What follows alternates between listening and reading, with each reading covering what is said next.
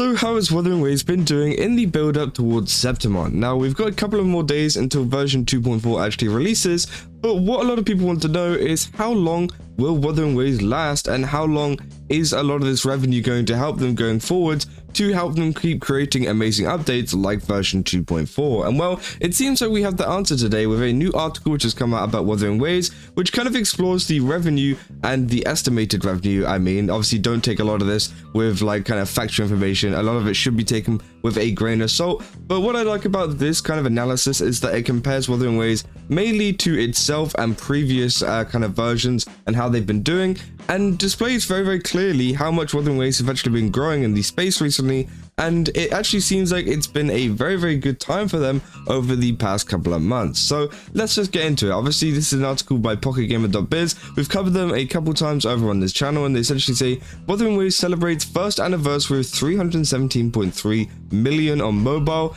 at Los Angeles celebration. They say Kuro Games gacha RPG quickly sailed to its first 100 million and has now found a second wind since its version 2.0 release. Now, obviously, yeah, as you keep going, you say Kuro Games open world RPG has generated 317.3 million over its first year on mobile, according to App Magic estimates. They say the game's total year one earnings are likely even higher whenever it comes to including revenue from outside of Google Play and also the App Store on PC and on console, which again, I think the money is going to be absolutely insane if you were to include all of that. It could be even closer to somewhere near $1 billion, I would say, because there's a lot of people that play it over on PC. Now, they're going to saying after launching on May 23rd, 2024, the cross-platform shot to success with its first 100 million on mobile achieved in less than 2 months.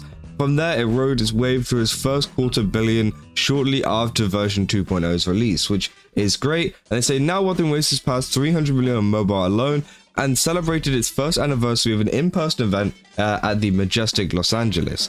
Now, obviously, yeah, they go on to provide a chart of the monthly player spending in Wuthering Waves, and as you can see here, it's going up, which again, it's very, very positive news, because if you see here, obviously this was like the release day, it was very, very big, and there was a lot of people spending on that day, and then obviously it kind of like, you know, sizzled out a little bit, and then we got around to the area with like, you know, some of the, you remember the kind of down patch that we had with Wuthering Waves, so it's like gotten a little bit boring, and obviously we had the release of rinascita in January, where it gave us a really, really big spike, and now it seems like very slowly but surely, obviously, you know, it was a pretty bad patch straight after rinascita, but after that, it seems like it's slowly going up and up and up and up, which obviously is great to see. And it means that Kuro Games is doing something right, and they're looking to kind of stabilize this revenue even further, which I think is good. And I think if they can keep this up, then they could honestly, you know, make even more money, which is going to be good for the game in terms of just putting it back into the game and just creating a lot of really good stuff and hiring more people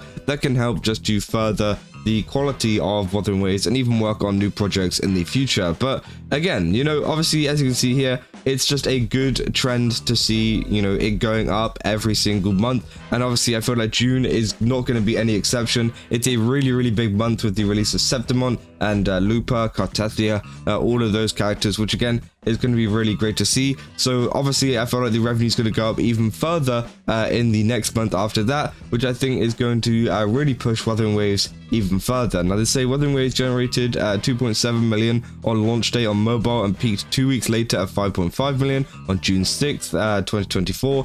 As is the typical for a gacha, following early high player spendings, has entered a routine of peaks and troughs largely influenced by new content updates and new characters to spend for as soon as they release. They're saying being Wuthering Waves' first full month, June 2024, remains its most lucrative month on mobile at 62.2 million in gross player spending. Spending fell for 3 consecutive months thereafter, down to 10.7 million in September, before turning around in October and November. They said notably, 2025 has marked an improvement to monthly earnings outside of Wuthering Waves' launch high. The game's worst month this year, February, saw 17.4 million in player spending, up from last year's low. Monthly spending has only increased up by then, let's say, up to 31.5 million on mobile this May, the third best in its lifetime so far. Yeah, as you can see, the other times have been big releases. I mean, May hasn't even been the biggest release. Like, what did we have? We had like the Zani banner and the Chacona banner, which obviously were some pretty big ones, but you know, I didn't think there would be enough to kind of compete with the, you know, rinascita launch and the launch of the game itself. Now, obviously, the launch of the game itself is almost double that of the rinascita launch, but that's to be expected with, you know, just it releasing. People get very hyped for a release of the game. We've seen it with so many gacha games at the moment, for example, like, you know, Ethereum Restart, everything like that. People are playing the hell out of that game. Now, obviously, will people be playing it like later down in, you know, the months? Probably less. I feel like there's going to be less people and less people spending, and that's just how gacha games go, you know. A lot of them, you know, do make more money whenever it comes to releases and just big characters and events that are going on. And Wuthering Waves are doing a really good job at kind of releasing these new interesting characters that people actually want to pull for, which is obviously making them a lot of money here.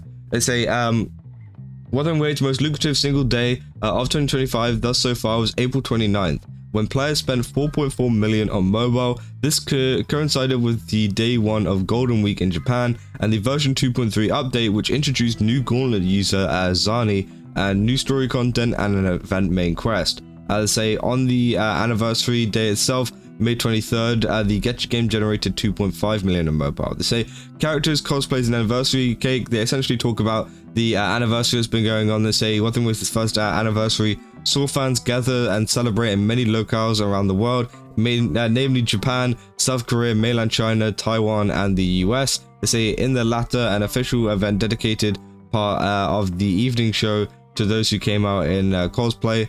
Fans taking to the stage to show off their outfits inspired by the RPG, which again was great. And obviously we covered a lot of this in one of my previous videos. It's really funny to see a lot of the kind of Japanese cosplayers out there that were just having a little bit of fun, and also the mascots with the people dressed up as like the big bobblehead like Camellia and Rover, which I thought was really cool. And obviously it gets people much more involved in the community and just gives you more of that sense of community, which I think is something that a gacha game really needs whenever it comes to this kind of stuff.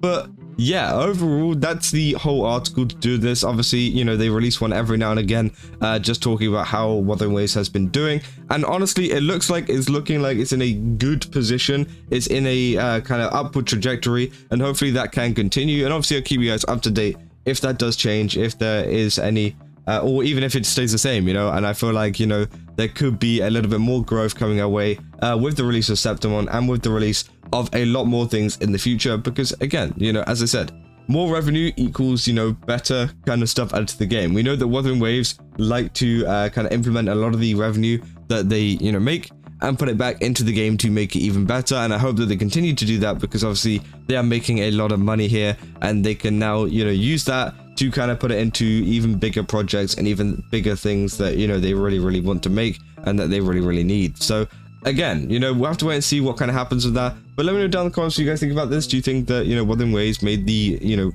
amount of revenue that you think they have made? And do you think that this kind of graph here showing off the upwards trend of Wuthering Waves at the moment is going to be a trend that is going to take over Wuthering Waves over the next couple of months? Because I honestly think it might be, with a lot of the updates that they've got planned and a lot of the other things that they've got planned. But hey, we'll have to wait and see. And yeah, if you guys did enjoy this video, don't forget to leave a like and subscribe. And also go to Game Subs, use my code KAZA, get 10% off. Again, they've got a ton of really cool stuff over there. I definitely recommend checking it out. And yeah, I'll see you guys in the next one. That's all. See ya.